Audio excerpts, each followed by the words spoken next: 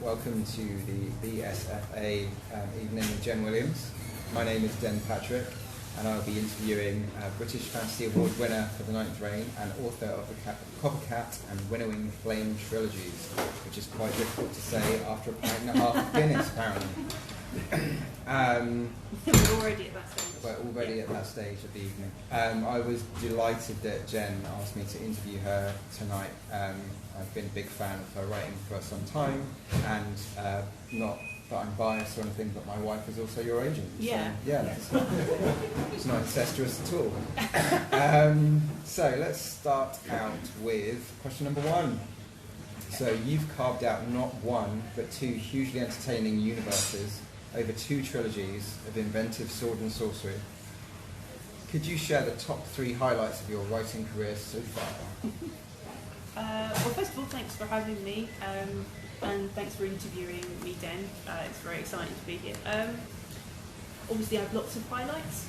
I think one of the weird things about writing and being published is that the process is so long and drawn out that all of the little things that happen that sometimes they almost get lost because you're waiting for the next thing and the next thing.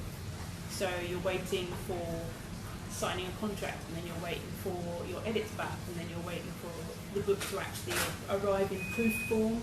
And every bit of that is quite exciting. So the first time that I got the Copper Promise in proof pages, so when they sent it to me, and printed out on bits of paper, and it was like, well, not quite that big, but it was about this big, and it was a real physical thing for the first time. That was quite an exciting moment. And similarly, when you go and see your book actually in a bookshop for the first time as well, that's kind of incredible. And I actually work in a bookshop now, so I just quite selfishly order in my own books all the time. So I get to go in every day and look at all of my books on the shelf. Because why wouldn't you do that if you work in a bookshop? There have to be some perks, right? Yeah, exactly, yeah. So that's kind of just the physical realness of the book is such a significant thing. So that would definitely be a highlight. Also last year I won the British Fantasy Award for Best Novel for The Ninth Reign. So obviously that was a big deal for me. I've been nominated a couple of times previously for my Copper Cat trilogy. For Best Newcomer, I think, and then Best Novel. So I've never quite made it. I was like continually the Leonardo DiCaprio of the British fantasy world, and I thought that might be, my lot in life to be Leonardo DiCaprio, which is fine, because who doesn't love Leo? Yeah. So it was brilliant to actually finally win it, and also just because of how it feels to be almost like part of the community. It's your peers in a way coming together and voting for you, and that always feels amazing. So to have that was incredible. And I think when I actually got the award, it's probably the closest I've ever been in public to throwing up and crying at the same time. So that was quite a significant moment in my life. That sounds significant.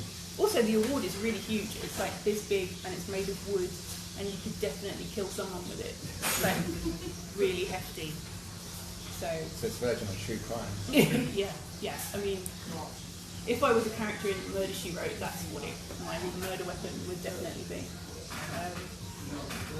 And so, like, my third best thing or best moment of the career, I think, is probably fan art. Weirdly, when people send you pictures that they've made of your characters. I think that's it's kind of surreal in a way, because obviously you have a picture in your mind of what these characters are like, and that kind of magical telepathy that happens between writer and reader means that they have a picture in their minds too. So when someone actually goes to the trouble of making it and then showing it to you, I love that. I love people showing me pictures of these characters that they love enough to do a picture of. Also, Philip Reeve, who wrote the Mortal Engines books, did a picture of Widrin once and sent it to me, which is probably Oh wow. the most excited I've ever been about a piece of art. It was incredible. Yeah, seriously. Yeah, really do. So without wishing to be too much of a downer, what's the kind of opposite of that? What happened when things didn't go so well? Are there any aspiring writers in the room? We've got 1.5. One, I'm not sure. On the fence, let's say on the fence. Yeah. So Difficult stuff. Yeah, I mean, I think everybody goes through times when they doubt themselves. You know, I think there's that whole thing about the imposter syndrome of, you know, am I good enough? Is this all some sort of massive fluke? I think probably everyone feels that way. You know, it's a common writer thing. And I think probably if you don't feel that way, then you might be some sort of egomaniac. And I know people like that, so they do exist. So, you know, it's natural to doubt yourself and to feel like maybe you don't belong. Also, I think sometimes it's possible to feel like maybe you are good enough, but that nobody cares. You know, there is a sense that sometimes with publishing, because it's so competitive and there are so many voices out there, there's a sense that it doesn't matter if you're really good, you know? yeah, You I think could still go under. yeah. I think in 2014 the UK published more books than any other country in the world. Yeah. So there's so much. Maybe specifically it wasn't that year, but there was one year in particular, and I was very aware that Just so many new books coming out all the time. every day. Yeah. So I think we all feel like we're scrambling for a piece of attention a lot of the time, and that can get, you know, that can become stressful. Absolutely. Other than that though, it's mostly been a delight. A delight.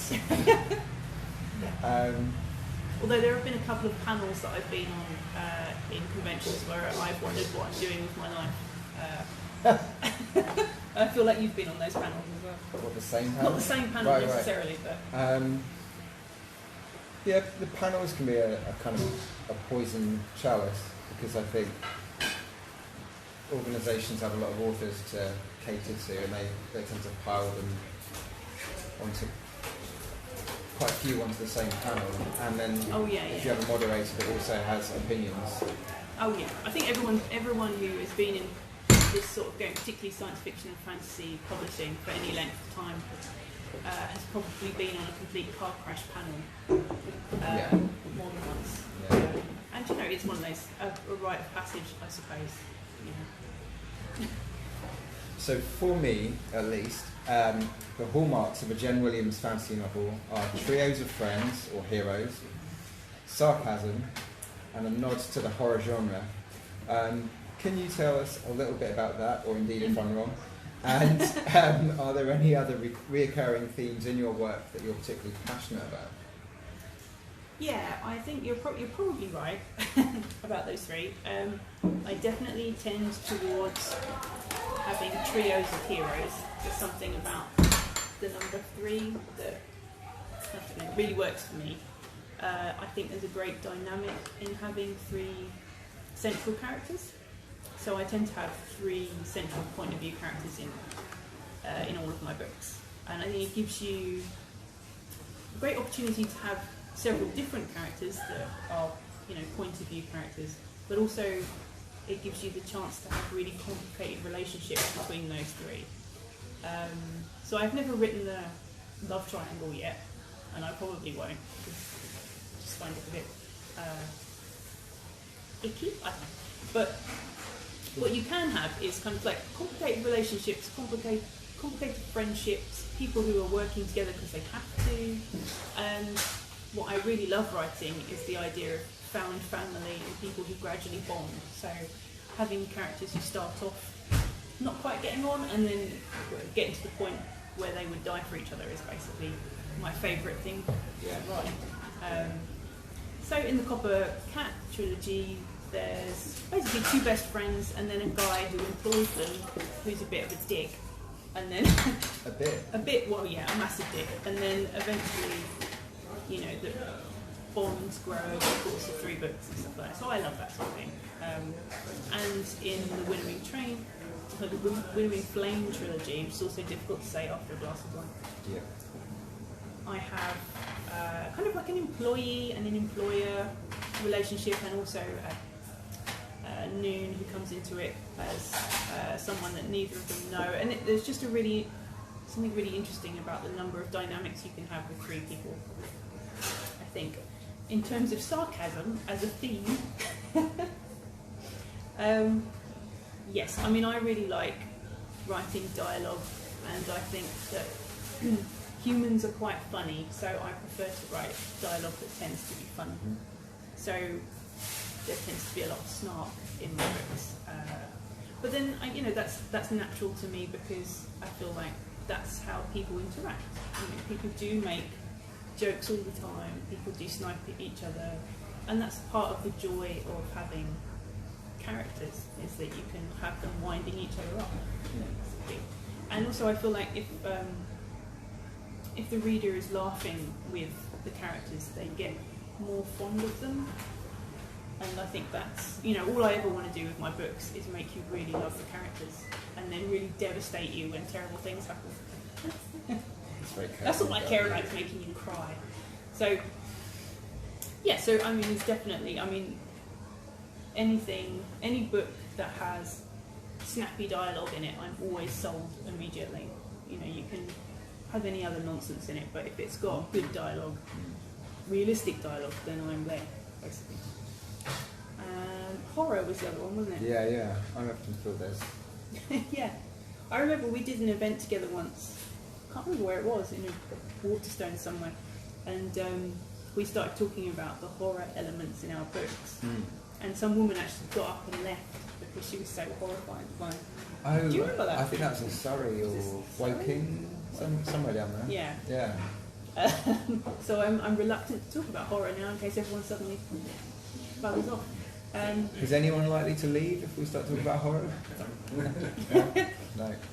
We're all safe. Yes. So, I suppose there is. There is, I'm really keen on stuff where people get eaten alive, and that kind of happens a lot in my books. So, yeah. I think more seriously, I did grow up reading Stephen King books almost exclusively. So, and anything in the library that had a black shiny cover with red writing on, I would read. So James Herbert, yeah, Dean Koontz, all of that stuff. Yeah. Just loved it. So I think I basically had a very early education in horror stuff, and it's seeped through into my work. So yeah, the Winnowing Flame trilogy has insectoid aliens that eat you from the inside out, which I think is really cool. But apparently it's quite horrific. And I'm quite creeped out by insects in general, like spiders and stuff. But I quite enjoy writing giant insects that suck all your innards out or suffocate you with stuff. Is there a possibility that you've been desensitised? It might be, yeah. Yeah, I do often read reviews and people are like, "This is really awful and terrible." And I thought, "Wow, well, I thought that wasn't that bad." Also, I kill a lot of children in my books as well, which I don't know what that says about me generally, but well, they tend to be sort of civilians, don't they? They're not kind of tied up in the action. No, that's true. And again, I think that's probably Stephen King's fault, because I'm pretty sure he kills a lot of children as well. So I'm just going to blame it all on Uncle Stevie. Uncle Stevie now, yeah. Okay. Cool. So were there any other themes that... Oh, yeah. ...that you kind of... Actual themes. Yes, more seriously, I suppose, themes that I do actively kind of look at in my books. I would say responsibility is a big one. So in the Winnowing Flame trilogy, one of the characters, Tourmaline, is a member of a race who are essentially like elves, who spent a lot of their time murdering humans for complicated reasons. And part of the book is an exploration of, what is his responsibility towards that, and how guilty should he feel about it, because he was too young to have taken part in it, but obviously this is a huge part of his culture. And there are other aspects of responsibility in the book. So Noon, another character who has a particular magical ability, she, in the third book in the series, has to decide whether she's going to take charge of that and be a more active. I'm trying to talk without spoilers, which is really hard. But yeah, it's all about confronting responsibility, how much you need to take responsibility for what your past is about, basically. So responsibility and memory as well is always a big theme. In the Winnowing Flame trilogy, there's a lot of stuff with Noon's. Noon has a lot of memories that she can't access, and there's a big kind of story arc where she needs to access them, basically, in order to be able to save the day. And the big question is that too traumatic for her to go into, essentially? So memory, identity, as well as another one. So in the Copper Cat trilogy, there's characters called the Brood Sisters, who their whole storyline is about finding their own identities and stuff. So yeah, it's one of those things where I don't think you ever go into a book thinking, this is what I'm going to write about.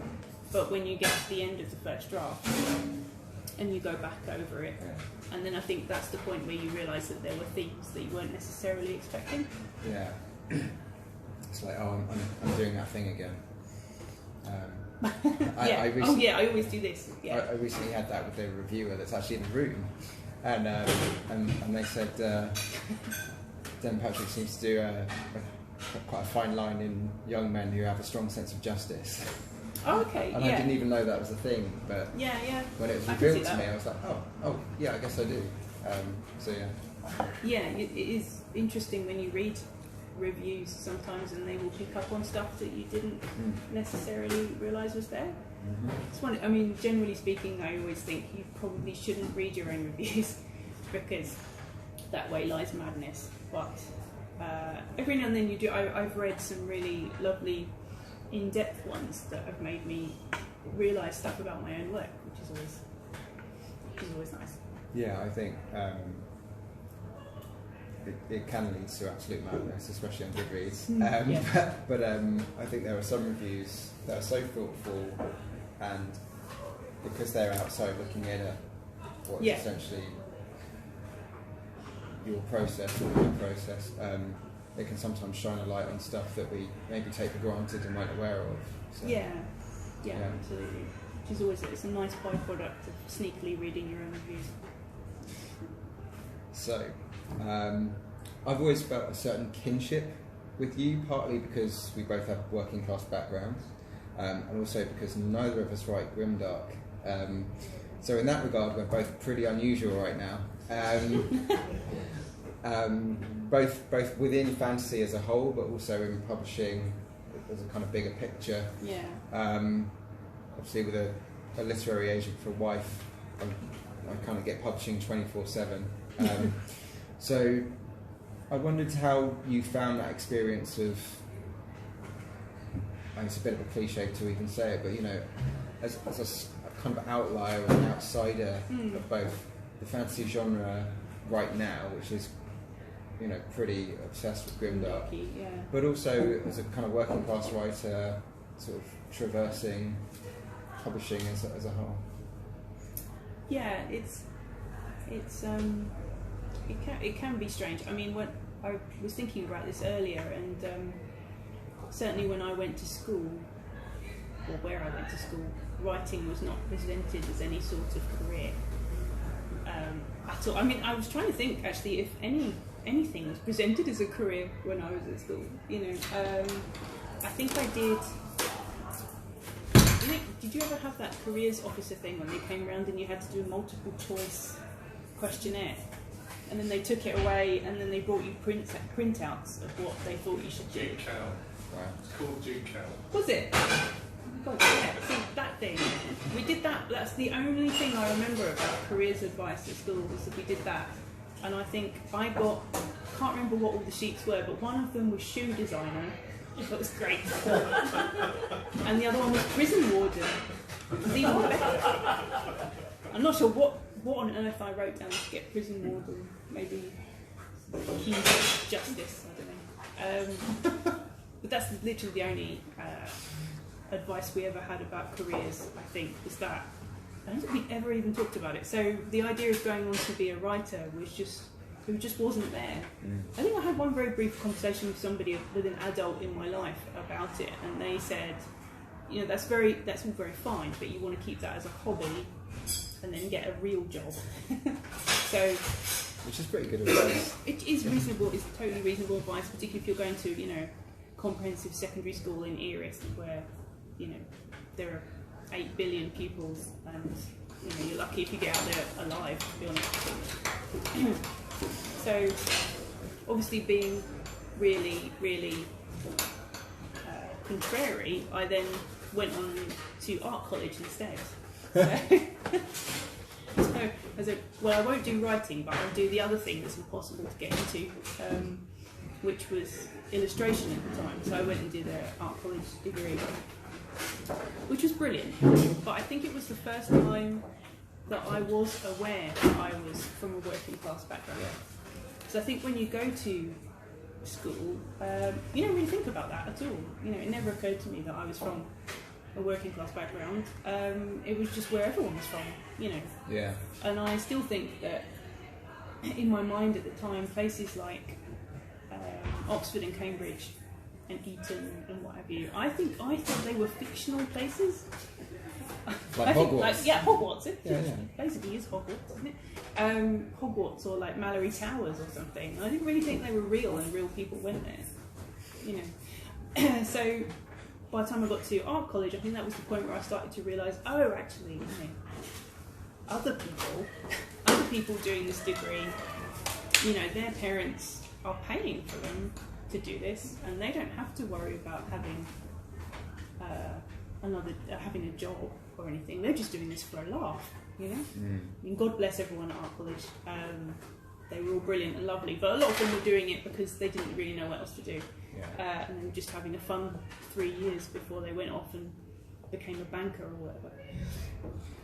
So I think that was probably where I started to realise that my background was slightly different. And then of course you get to publishing, and it's kind of even more pronounced, because most of publishing, I would say, is quite middle class.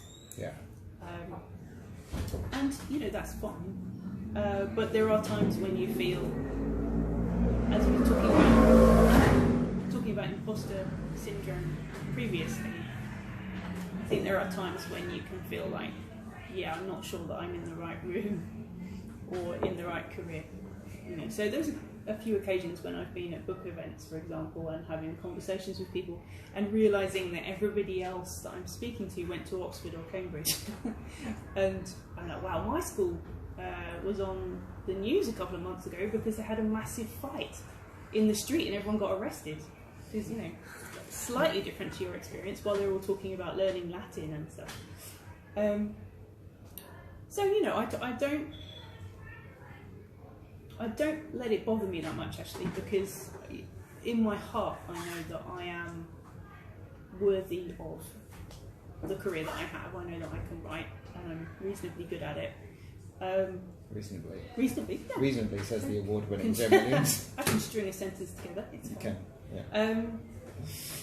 But yeah, I would like to see publishing be more diverse in that sense as well. You know, I think they do need to look more towards low-income households.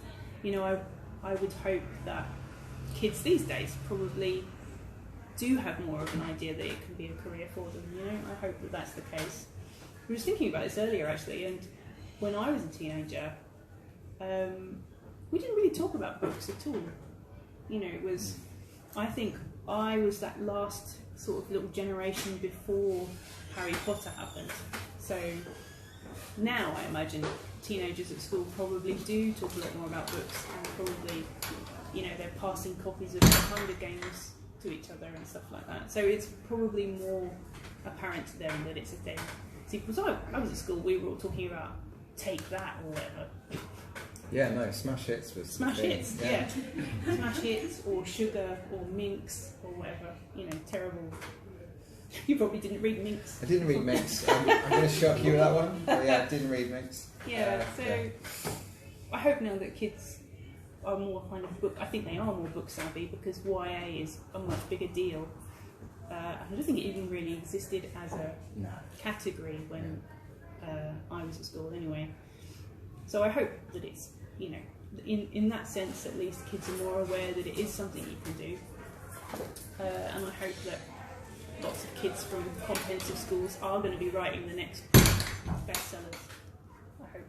Yeah, it would be nice to for that to be a thing. In terms of grimdark, the subgenre that dare not speak its name. Yeah, I feel like we've both probably been on lots of panels about grimdark. I feel like that's where I always end up. Even though I don't write grimdark as such, but I always seem to end up on the grimdark panel, and it's usually, you know, do we still need grimdark, or what's coming after grimdark, or stuff like that. Yeah. So we can't stop talking about it. I feel like that's been the panel for the last 3 years, isn't it? What comes after grimdark? And more grimdark. More grimdark, apparently. Yeah, I mean it's one of those things, isn't it? Whenever we try and talk about grimdark, we end up having an awkward. It'll inevitably end up trying to talk about what it actually is, and what is grimdark, and it's just impossibly difficult to pin down. But I always think of grimdark as being something that is inherently cynical. Mm-hmm. So the endings tend to be a bit downbeat, and the characters usually turn out to be dicks, or they're trying not to be dicks, and ultimately events make them behave like dicks. You know, that sort of thing. So it's like inescapable dickness is trademark, by the way. Hashtag inescapable dickness. Yeah, and so that's the reason I feel like I don't write grimdark, because my books are they tend to be optimistic and have a certain amount of kindness in them. So my outlook is always that mostly people are trying their best. And I don't want to end on everything being terrible. So I suspect that's why. But having said that, a lot of terrible things do happen in my books. As we were saying earlier, I murder a lot of children, a lot of people are eaten alive. Entire towns. Entire cities wiped out. In fact, the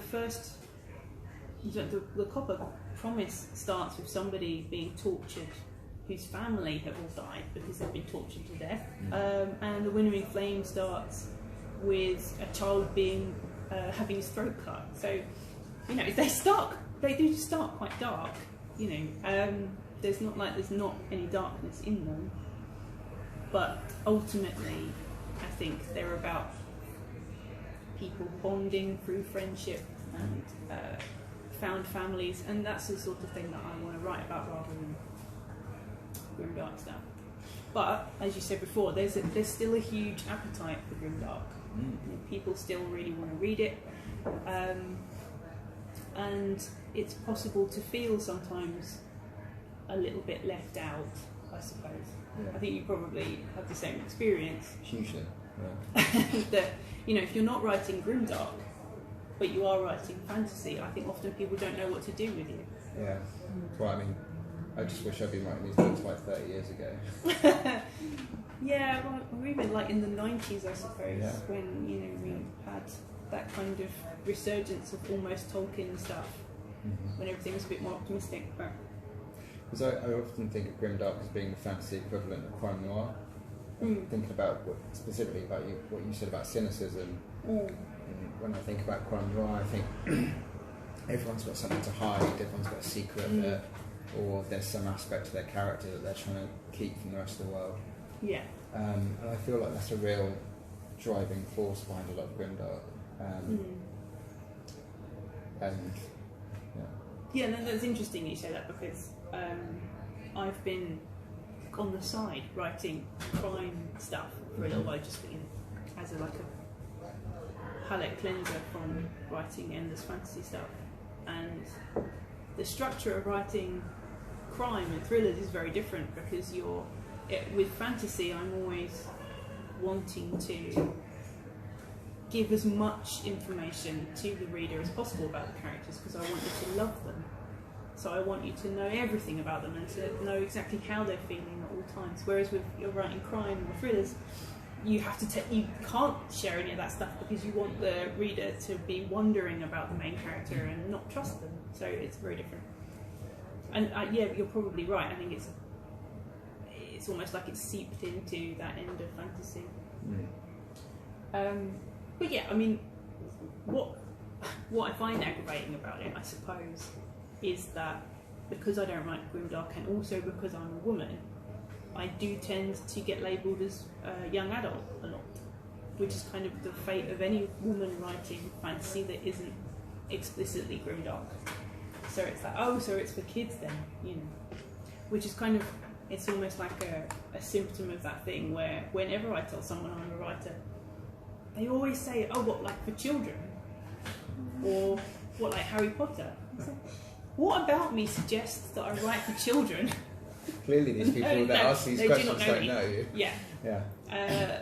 And so that's always, you know, it's a difficult thing to deal with in a way, because I never quite know what to say to it, you know, like, other than just saying, well, why do you think I wrote that exactly? But yeah, so there is a sense that you get pigeonholed a bit if you don't write grimdark, because it's such a dominating force now that anything that's outside it, people don't tend to understand.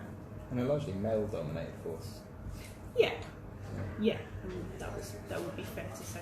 I think maybe two exceptions jump off the top of my head, but largely it's boys' club. It's quite a blokey thing, yeah, it is. I don't think there's any getting away from that.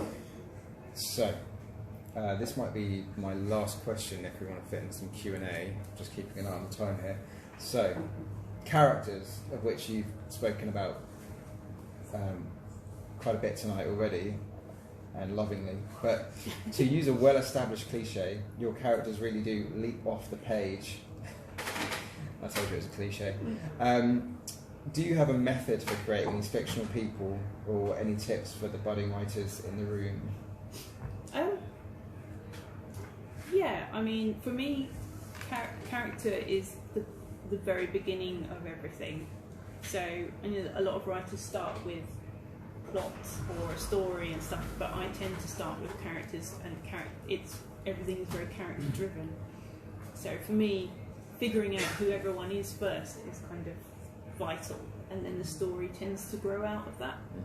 So usually what I would do is have a vague idea of maybe what sort of person I want to write about, and then I ask questions like where did they come from, and what was their life like growing up, you know, that sort of thing. And from that you can usually extrapolate lots of stuff.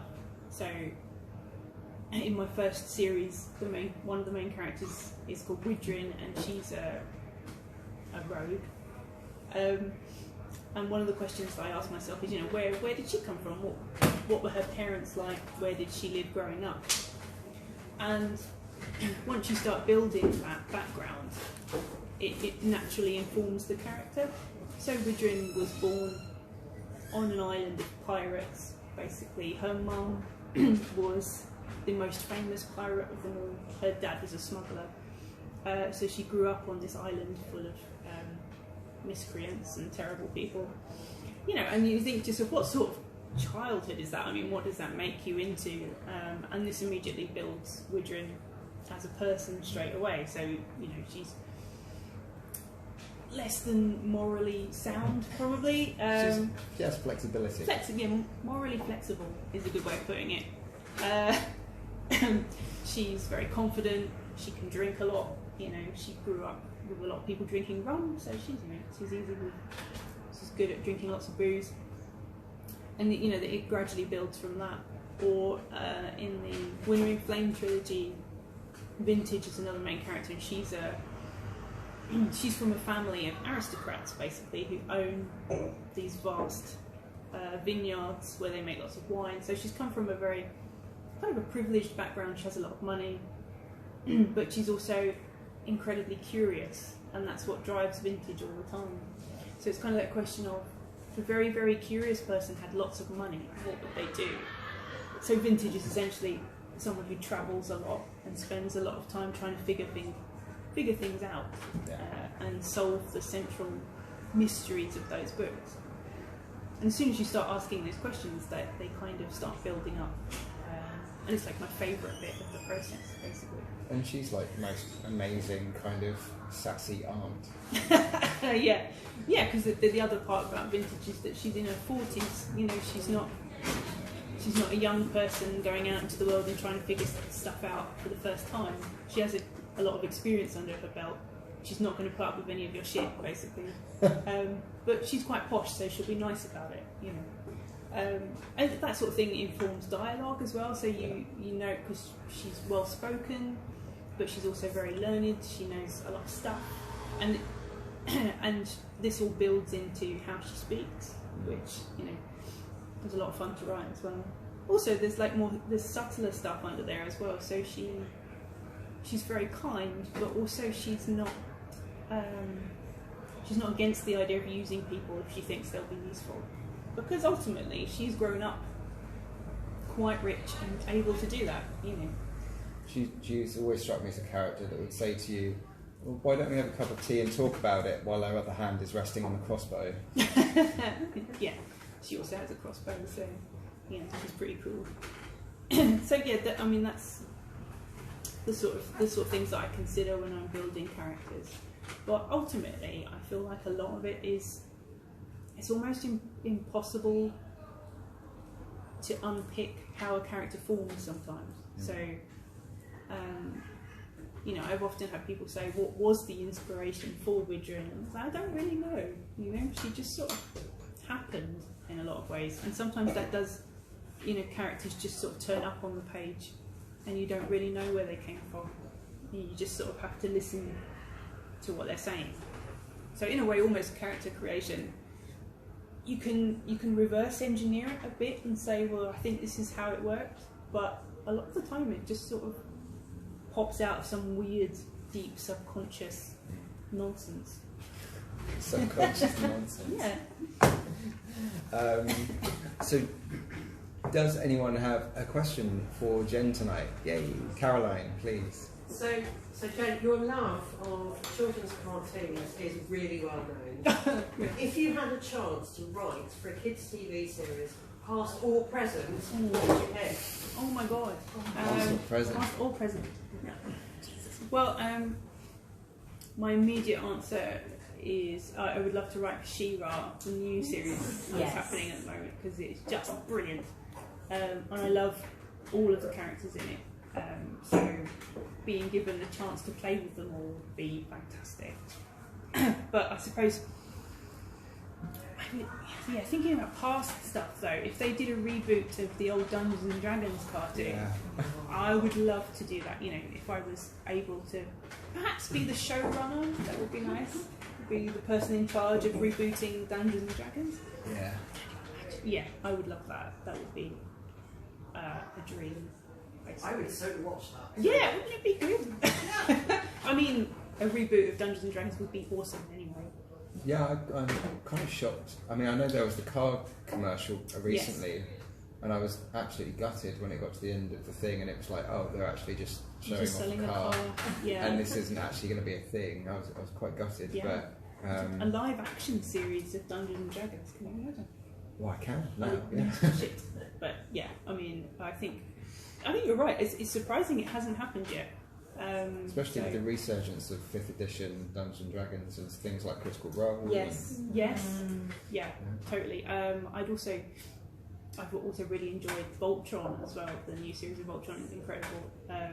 So I feel like there is this ripeness, is that right? For rebooting cartoons of that period and making them really inclusive and diverse and funny. So Yeah. I would be well up for that. Nice. So you heard it here first. Yeah, whoever owns Dungeons and Dragons, the cartoon, please get in touch. Nice. Any other questions? Oh, many. Should we go, or what do you I don't mind, that's up to you. Cool. Should we start on the right and then scan across? Yeah. Good. I'll go change seats after this one. You've committed 3 trilogies. I have. Yeah. Was there any overlap between the 2 in your mind? Were you still planning the second one while you were finishing off the first one? Or rewrites or whatever was required of it? Yeah, like time-wise, it was quite tight.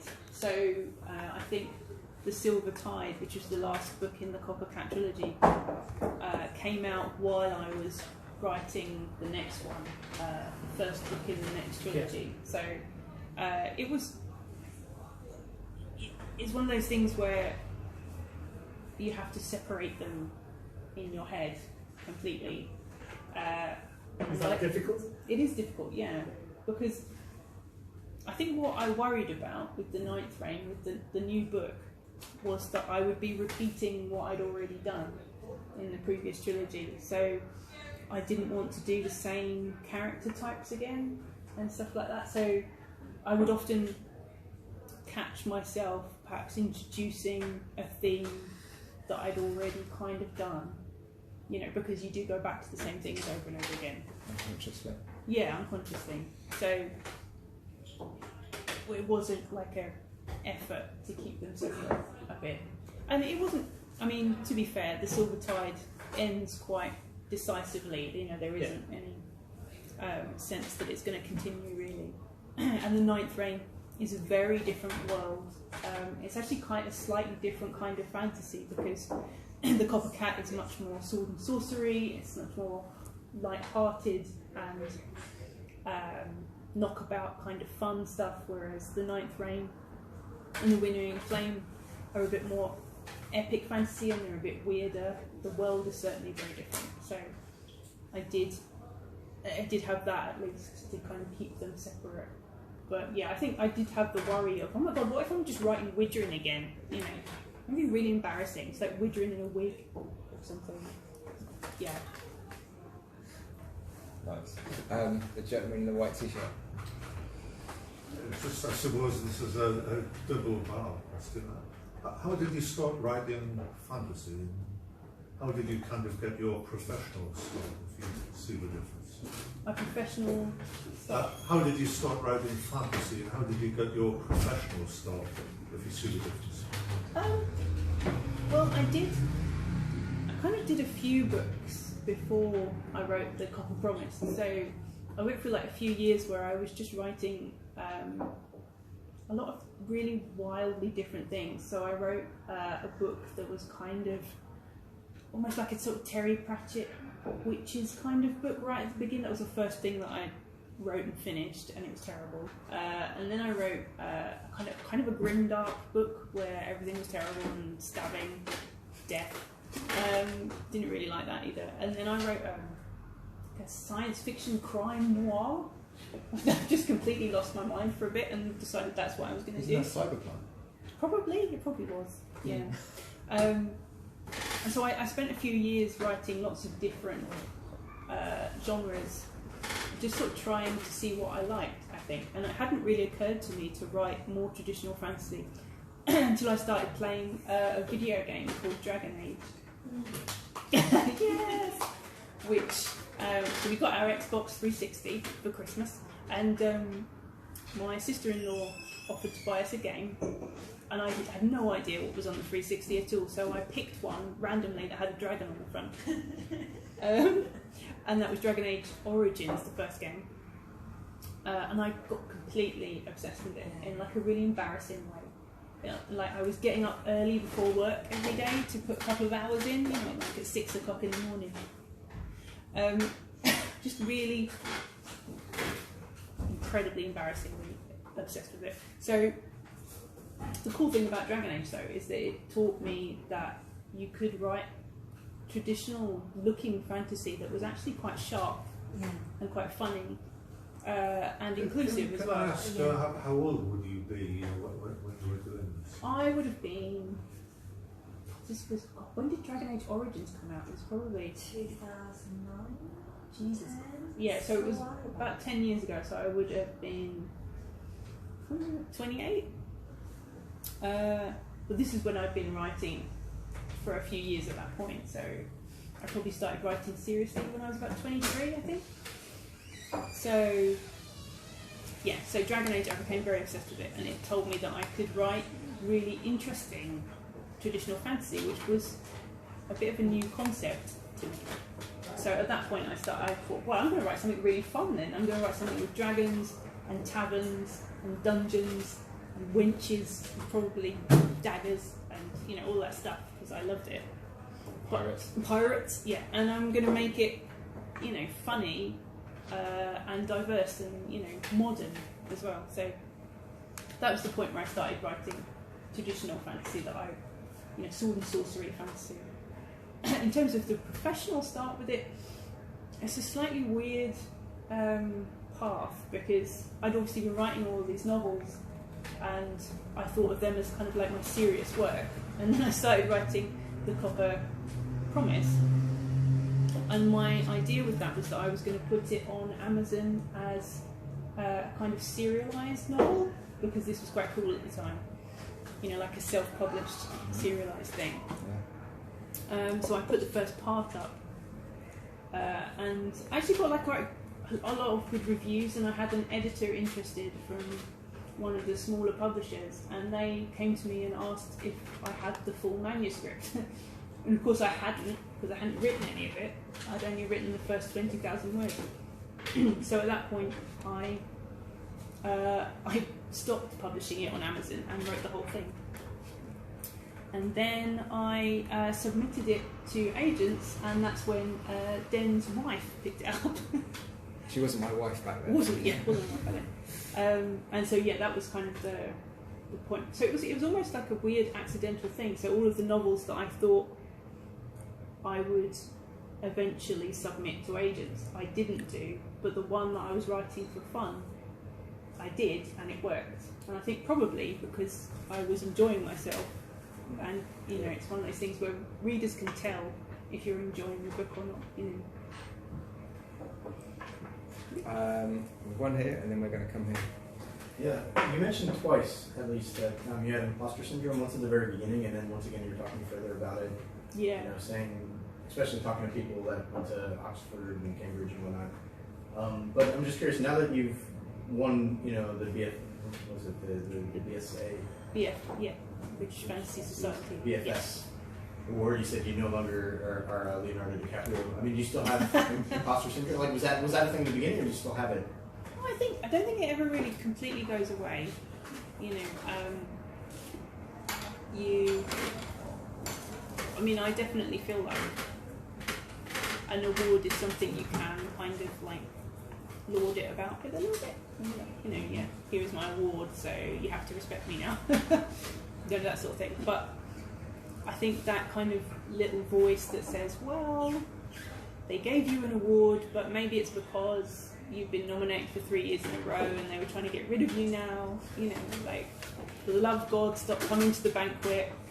You know. So, and I think it's natural to feel that way a little bit, you know.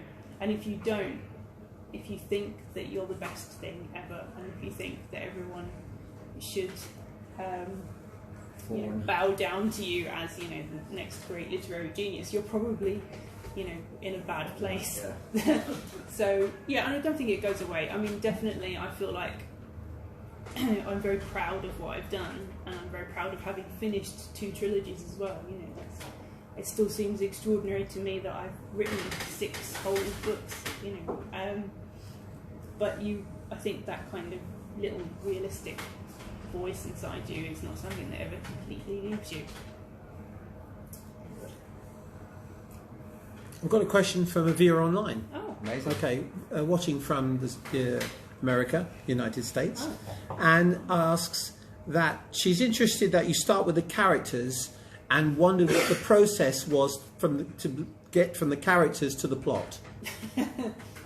Yeah, so yeah, again, that it's one of those weird, almost it's like you have to reverse engineer it when people ask that question, because it's difficult to remember how all that stuff happened. You know, that kind of alchemy of a book when it's just starting. It comes in these sort of floods of writing lots of notes, and then I do I have corkboard and I cover it with post-it notes. You know, there's a lot of that going on at the beginning. So the point where the plot happens is often quite difficult to pinpoint, but usually it's a question of asking, once you know the characters, what do they want? You know, what is their situation, and where is it going from there? So I think that in combination with quite random things is what makes the plot. So for the Winnowing Flame trilogy, for example, I had these characters, and I had a vague idea of where they fitted in this world that was just beginning to form, but I wasn't quite sure what they were there for. And I was reading a book about Chinese history, actually, by Bamba Gascoigne, that described a city in China that was once the kind of the biggest and grandest city in the whole world, you know, this extraordinary place that had been completely abandoned because of invading forces from the north. And now the city was completely, there's nobody there, and there were weeds growing up through the pavement, and there were wolves, you know, invading the streets and stuff. And I just read that and thought, that's such a cool image. I really want to write about that city. You know, I want to know what that place is. And in a way, it's almost the same thing you do with characters. You know, I had this image now in this place, and I had to ask myself, why is it abandoned? Who lived there? You know, is there anyone left? And from that kind of comes the plot, I suppose. Is that familiar to you? Oh, massively, yeah. Like the yeah, but why? Yeah. That's because you're kind of an investigator, but you're providing your own answers to your questions. And I guess this is where the expression internal logic comes from, because you ask yourself a question, well, why is the world like this? Well, now I have to provide a question, now I have to provide an answer to that question that feels consistent. And, you know, you can have dragons that breathe fire, or aliens that seed different worlds, or power sources that manifest as sort of beings. But they all need to fit into some wider logic, and I think that's why I quite like just that kind of pure creative moment of, like, literally I can create an entire world, and as long as it kind of feels right and it hangs together, like, hopefully it'll be entertaining to other people. I think that's what I like about fantasy anyway. Yeah. Writing fantasy, I should say. Yeah, I definitely agree. I think that's how I approach all world building, basically. Yeah. You know, you think of something cool that you want to do, and then you justify it. That's what world building is. Yeah. Genuinely. I mean, you see a lot of like quite po-faced discussion about world building online. But literally, what I think is, what really cool thing would I like to write about? Often it's just an image, you know, and then it's like, how can I make up a world that justifies having that nonsense in it, you know? So, like with the Winnowing Flame trilogy, I very much wanted to write a book that had these kind of mad flying beast creatures that were, you know, from mythology, and they had riders and they were bonded to each other psychically, and I was like, that's so cool, how can I make that? You know, and so you back engineer it into a world that supports it, basically. Yeah, I mean, I'm sure George Lucas at one point thought, I want to make a movie where people have got glowing swords because it will look really awesome in the cinema.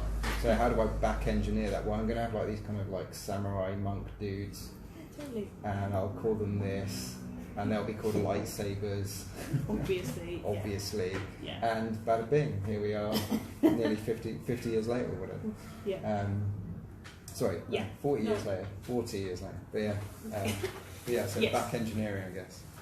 Yeah, I think for me, that's the key to world building, is finding the cool thing you want to write about and then making it happen. Cool. So by my clock, we're just after 8. I think we've maybe at risk of outstaying our welcome. Are there any more questions? Maybe two more questions. There you go. We'll go at the front first and then right at the back. I mean, you were talking about like your career advice growing up or Apple. I was wondering what made you want to become a waiter. Yeah, I feel like, I mean, it's a really cliched and embarrassing answer, but I just feel like it's what I was supposed to do. That sounds really wanky, I'm sorry. But when I was very small, the first things that I wanted to do was draw. I was always a drawer. And then, like my first birthdays that I remember, I wanted a desk and then I wanted a typewriter. So I just feel like I think it's an urge to make things. It's always, I want to, whether it's making things out of toilet roll tubes. I see. Well, yeah, exactly. Or like egg cartons, Yeah. Because it makes a good dragon face and stuff like that. And I think that is all like a compulsion to tell stories. And as I went through school, I did still write. I wrote a lot of short horror stories and stuff.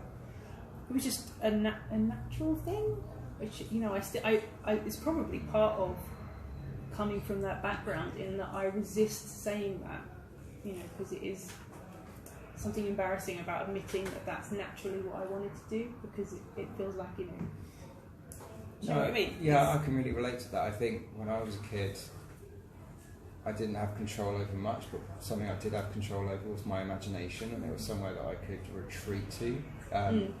And, the thing that fantasy and science fiction always get beaten with is, it's just escapism. But actually, do you know what?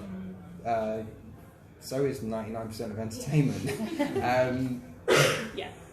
So I think there's something really powerful about escapism, and when you're a kid and you can literally put pen to paper and take yourself somewhere else, I think there's something incredibly powerful in that. It is important. I think escapism is important, and it's very easy to turn your nose up at it. But actually, if we don't have escapism, we don't really have hope. We have to be able to imagine ourselves somewhere else. Otherwise, we would all. It would be awful. It would be a despair thing if you couldn't imagine yourself somewhere else. So I think it's really. Yeah, I think escapism is very important. In fact, one of the first things I remember doing as a kid is I had a bike, and I used to ride around my my nan's cul-de-sac over and over again, and I had a soft toy stuck in the basket of my bike, and I would tell the soft toy stories all the way around. It sounds really sad now that I'm saying it. It's so tragic. But that's your first storytelling experience. Yeah, it was my first storytelling experience, was telling my poor soft toy what God knows what nonsense I was telling it. But in as much as I think there's stuff about escapism in there, I really like that Gaiman quote that I'm going to mangle horribly about. It's important to tell stories about dragons because then we can convince ourselves that dragons can be defeated. Yes. And I think that sometimes stepping into a fantasy world and maybe drawing on the courage of those heroes can make us maybe feel a little bit more brave or confident in our own lives. Or put us in touch with something at least that kind of makes us want to stand up and be a bit more heroic. Yeah, absolutely. I think humans essentially understand everything via stories, and that's how we explain things to each other and how we understand the world. So I still think it's incredibly important. The back. Hello. Character-driven plotting. I haven't talked about being a character. Saves you one obvious plot hole. What on earth did they do that? Yeah. Really get thrown out of the book. But what holes it leads you head first into? What do you find it makes it difficult for you? Well, I suppose one of the things that makes it difficult is when there's an obvious way out of something, and they would obviously do that. They would do the thing. So if you've got characters who are very keen on saving their own skins, it's like, how do you make them do something heroic? Or put themselves at risk, stuff like that. Split up and search the danger. Yeah, exactly. I mean, because if you always listen to what humans would naturally do, it means that you end up missing out on a load of conflict, because sometimes need characters to do stupid things, basically. Otherwise, you never kind of have anything exciting happen. No, that's such one of the things that I've seen in reviews of my own books is, oh my god, these characters make such bad decisions. And it's like, well, yeah, because if they didn't, there wouldn't really be any conflict, and it would be an intensely boring book where they just consistently won out over the odds all of the time. Yeah, and I mean, have you met people? They do make bad decisions. Like, I mean, yeah, all the time. all the time. Yeah. Often I find that in terms of plot hole stuff, though, it will be because I write such character-driven stuff that I have like a very rough plan, but I don't plan chapter by chapter. So, you know, there will be points where I get to something and I've done that typical writer thing of chucking everything at the characters and made the situation impossible and terrible, and they're definitely going to die, and then you get to that bit and go, oh, I don't know what to do now. You painted yourself into a corner. I guess they all die. You know, it's the end of the book that's coming sooner than I thought it was. You know. Which is tricky if you're on book 2 of a trilogy. Yeah. Oops, I've killed them all. Sorry. Yeah. Cool. But the way out of that is just lots of editing. Lots of editing, yeah. You don't secretly have one character you've fallen out of love with, and you're looking forward to the big throw-ins and staggering jaws. Oh no. I mean, I love all of my characters, so I find it difficult when any of them die. But there are characters that in the Winnowing Flame trilogy, who I knew were going to meet a terrible end. And there is something quite satisfying about doing it, even if I do feel quite bad. And I did cry a lot. But, you know, Yeah. it was always going to happen, so sorry. All right. Well, that seems like a really good place to stop, I think. Yeah, All on right. character death. On character Yeah. death. Stop with an apology. An existential end. Yes. But please feel free to grab Jen afterwards for any other questions that you can think of, or just to buy her another glass of red wine. Yes. It's been a pleasure to interview you. And Oh, it's been lovely. Thank you. I'm really glad that you asked me. And thank you for everyone who's watching on the stream. Thank you. Thanks for having me, guys. It's been lovely.